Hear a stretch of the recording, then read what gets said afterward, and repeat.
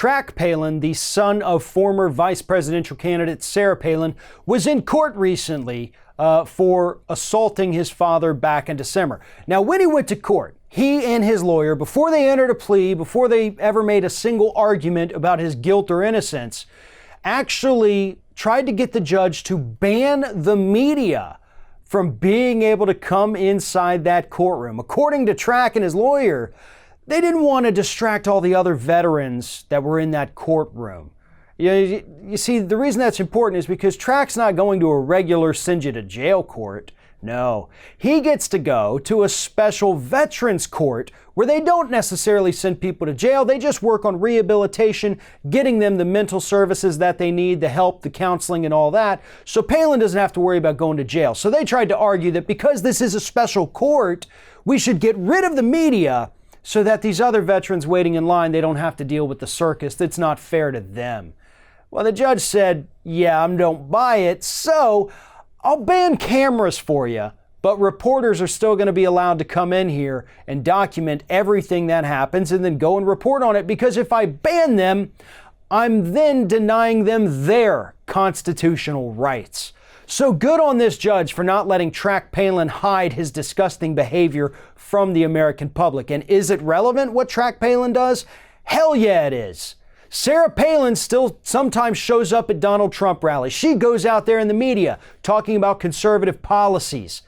And if this is the kind of family she raised, then I think we need to know about who this woman truly is and what her family is actually doing, rather than taking her at face value when she goes out there and spews Republican/Donald Trump talking points.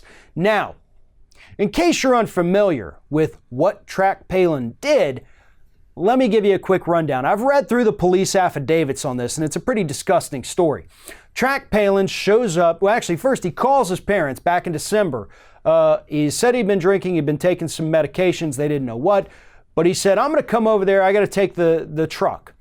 Todd Palin, Sarah's husband, said, no, you've been drinking, do not get in the car and drive. Responsible for Todd there, good job. And Track says, nope, I'm going to come over there and I'm going to beat your ass. So Track shows up at the house. Todd Palin is at the door with his gun. So Track then goes around back, breaks a window, comes in, overpowers his own father who has a gun, beats the hell out of him. And then this is where things get a little interesting here. Todd Palin, who still has his gun, manages to get away from his son. And according to the police affidavit, exits and then flees the house. Sarah Palin was still in the house. Todd Palin, the good guy with a gun that Republicans like to say, said, to hell with this. I am not going to protect my own wife against this psychopath in my home. I'm going to leave and save my own ass. That's important. That's a part of the story that most people haven't heard yet. The man fled, even though he had the weapon, knowing that his son was unhinged and was going to hurt them, still left Sarah in the house to fend for herself. This is Track Palin's second domestic violence incident in less than 2 years. But nonetheless, it kind of shows us a lot of things. First and foremost, we've got to work on veterans' health. We've got to get mental health counseling for these veterans. I agree with that 100%. And not doing that is a dereliction of duty for the United States. But second of all, also kind of blows open that whole Republican talking point that all these psychopaths out there are the result of bad parenting, doesn't it?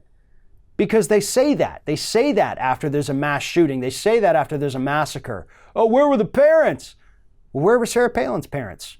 Where was that good guy with a gun who allegedly was there? We know he was there. We know he had the gun, and we know he ran away and didn't bother to protect his wife. So there you go.